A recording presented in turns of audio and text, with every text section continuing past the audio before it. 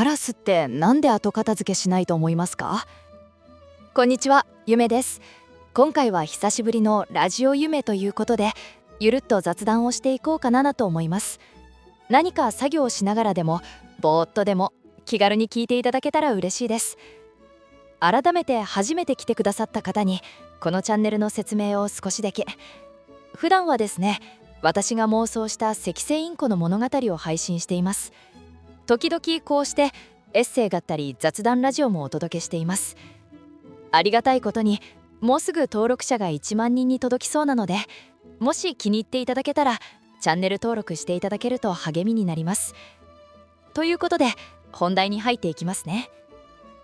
この前外を歩いていたらカラスがゴミ袋を破っていてゴミが散乱しているのを見たんです。ああ、やられてるなって思いながら見ていたら、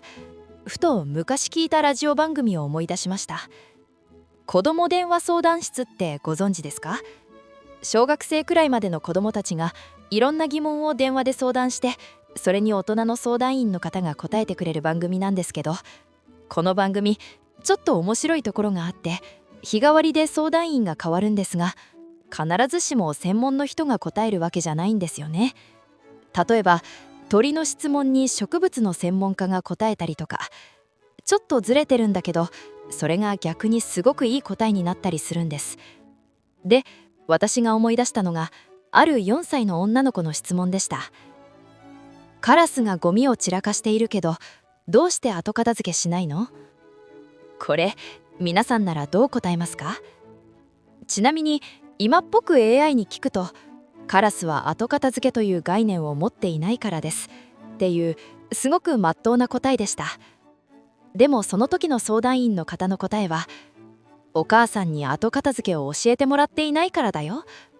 って答えたんです。これすごくないですか？私はこの答えを聞いた時、ああセンスいいなって思ったのと同時に、すごく深いなって感じたんです。なんでかというと、その相談員の方はカラスの習性じゃなくて、質問した女の子の気持ちを見ているんですよね。多分その子はお母さんから遊んだら片付けなさい、ゴミはゴミ箱に捨てなさいってきちんと教えられてきた子なんだと思います。もしかしたらカラスが散らかしたゴミをお母さんが片付けている姿も見ていたのかもしれない。だからこそ、なんでカラスはやらないのって疑問に思ったんですよね。その背景をちゃんと想像して、教えてもらっていないからだよって答える。すごく優しい答えだなって思いました。私だったらつい動物だからだよとか本能だからだよって説明で終わらせてしまいそうです。でもそうじゃなくて、その子が見ている世界に合わせて答える。これってすごく大事なことだなって思いました。当たり前とか常識で片付けるんじゃなくて、その奥にあるなんでを考えること。実はこれ私が普段やっていることにもすごくつながっている気がしています。